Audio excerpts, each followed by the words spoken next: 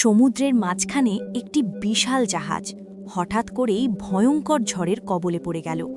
চারদিক অন্ধকার, আকাশে ঘন কালো মেঘ, আর বিশাল বিশাল ঢেউ জাহাজটিকে আছড়ে ফেলতে লাগল একের পর এক। প্রবল বাতাসে জাহাজটি দুলতে দুলতে একসময় পুরোপুরি নিয়ন্ত্রণ হারিয়ে ফেলল।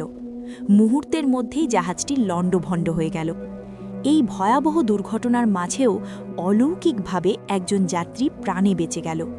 ভাঙা কাঠের টুকরো আঁকড়ে ধরে সে দীর্ঘ সময় ধরে সমুদ্রের ঢেউয়ের সাথে লড়াই করতে থাকল।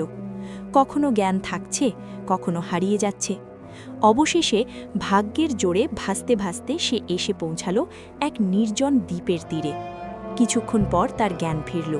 চারদিকে তাকিয়ে সে বুঝতে পারল সে সম্পূর্ণ একা, চারপাশে শুধু সমুদ্র আর জঙ্গল।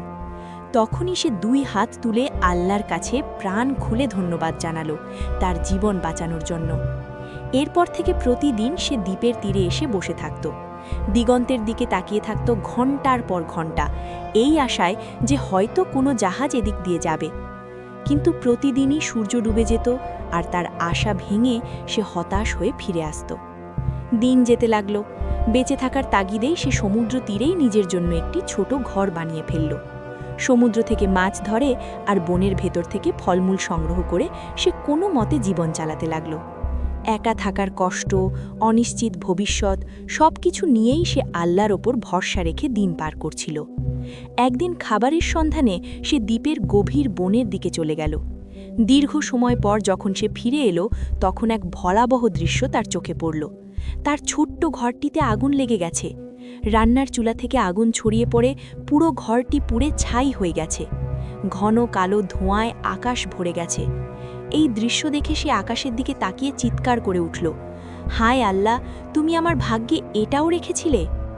ভগ্ন হৃদয়ে নিঃস্ব অবস্থায় সে সেই রাত কাটালো খোলা আকাশের নিচে।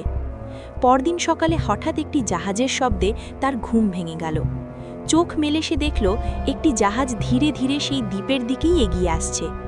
আনন্দে আর বিস্ময়ে সে ছুটে গেল তীরের দিকে। উদ্ধার পাওয়ার পর সে অবাক হয়ে জিজ্ঞেস করল, তোমরা কিভাবে জানলে আমি এখানে আটকা পড়ে আছি? জাহাজের ক্যাপ্টেন শান্ত কণ্ঠে উত্তর দিলেন, তোমার ঘর পুড়ে যে ধোঁয়া উঠেছিল সেটাকেই আমরা সংকেত ভেবে এই দ্বীপে এসেছি। তখন সে বুঝতে পারল যেটাকে সে বিপদ ভেবেছিল সেটাই ছিল আল্লাহর পক্ষ থেকে পাঠানো সবচেয়ে বড় রহমত। লাইক করো, শেয়ার করো এবং সাবস্ক্রাইব করো।